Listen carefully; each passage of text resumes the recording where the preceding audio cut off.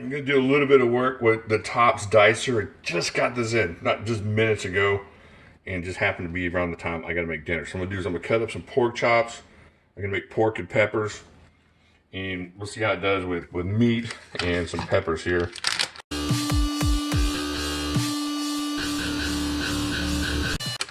And see how this thing cuts. Alright, so we got some pretty thick cut pork chops here. So I'm gonna do is just slice into this. Ooh. Now this pinch right here feels really good. When I first got this in, I was trying to figure out what the pinch would work, but you got this pinch on both sides, and this rests, your finger over here rests nicely. This grabs this nicely. This makes a lot of sense. Look at that thing. I mean, it came razor sharp, but when you're talking about kitchen knives, we're not really something comfortable. You can make any knife razor sharp, but if it's, oh, look at that. It just makes sense going through the meat here. So as a slicer of meat, a dicer of meat, it's making a lot of sense. I was really, really concerned about the pinch on this. I was thinking that it wasn't going to make sense when I first got it in my hand, but right out of the box, I wasn't even thinking about where to grab it. I was just trying to grab it to where it was comfortable, and it just happened to grab right in the right spot. So this makes a lot of sense that way.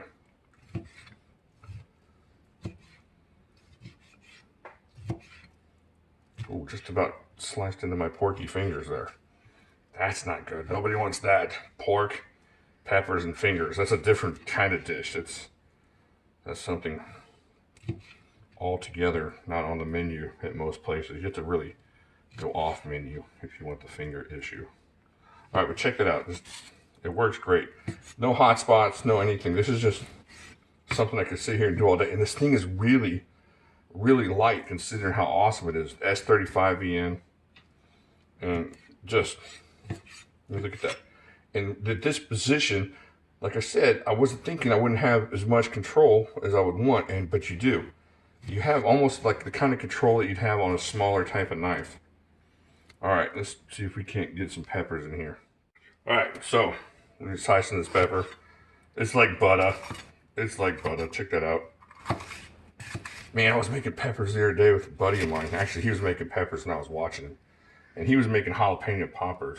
That dude got all the good veins out and saved the flavor on the jalapenos and just no heat. It was awesome. Anyways, that's not what we're here for. Check this out.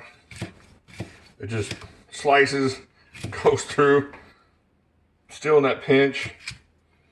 Now up here on this, you get a little more intricate. You're pinching up higher and you're still getting that support on that back finger. Instead of having to find out where you're going, this thing is grabbing that back finger nicely. So even though my pinch up here on my thumb is a little bit on the blade, that back finger is catching on that and giving me all the support and direction I need, and it's giving me control like it would in a smaller knife.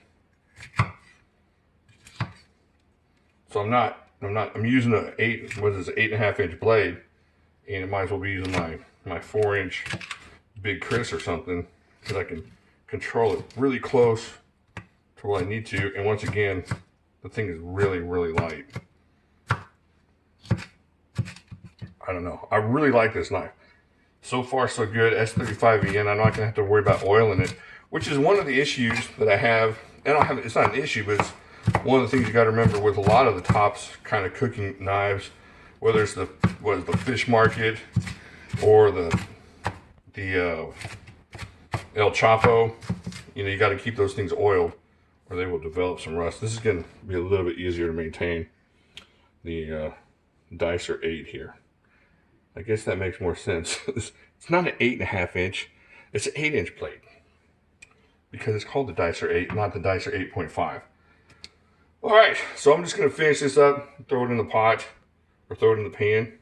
But as far as knives go, I really like this one. This is definitely going to make it into my permanent kitchen knife rotation.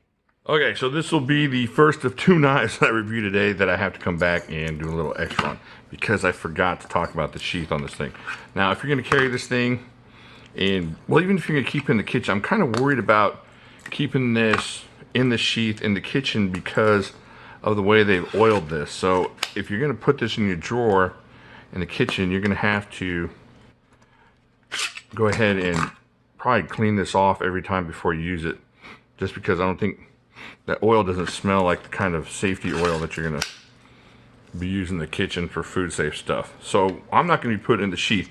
However, if you're carrying this out in the field or something, or even if you've got a drawer full of knives and you don't mind remembering to maintain this, I'm not sure how you would clean the oil out of this. If you got an idea, let me know. I might do that too, because I got a big old drawer full of cleavers and stuff over there. I wouldn't mind having some extra room. But, you know, it's locked in there, just like all the top sheaths. It's super locked up. And a really cool idea if, you know, you're a chef and you want to strip this thing or strap this thing to your side. It's a nice sheath and it's not going to go anywhere. I would like to know, see, it leaves a little bit of that oil on there, so you're gonna have to wash that off or figure out, and tell me down in the comments how to clean this oil off. So just gonna give you a closer look at this than we got in the kitchen there. This is the Tops Dicer 8 inches on this chef knife, kitchen blade here, and just a really comfortable knife. Like I said in there, when I first got this thing in hand, I was trying to figure out how I was going to use it. But once you start cutting, here just without anything to cut, it's not making sense. However, once you get into that cutting mode, it just falls right into place. Everything is very intuitive, which sounds weird for a knife, but when you got these interesting pinch holds here, you're trying to figure out here it's not going to be like this. So you're thinking, well, it's going to be a pinch knife like this. No, it's not. You're going to get this right here, and the pinch is going to help you direct it up here with your other finger, and then that's going to give you the kind of control that you wouldn't get on something that's usually in that 8-inch range. All right, so this is the Tops Dicer. Awesome knife. Definitely going to be in my kitchen rotation, like I told you, and something you ought to look at if you're serious about your kitchen knives and you're trying to look for something maybe a little different, maybe upgrade. You know, you're trying to upgrade something. This is gonna check off a lot of boxes for kitchen knives, you know, for intricate work and for bigger work as well. I want to thank SmokyMountain.com or Smoky Mountain Knife or Smoky Mountain Knife Works, SMKW.com, and go ahead and check them out. Awesome folks over there.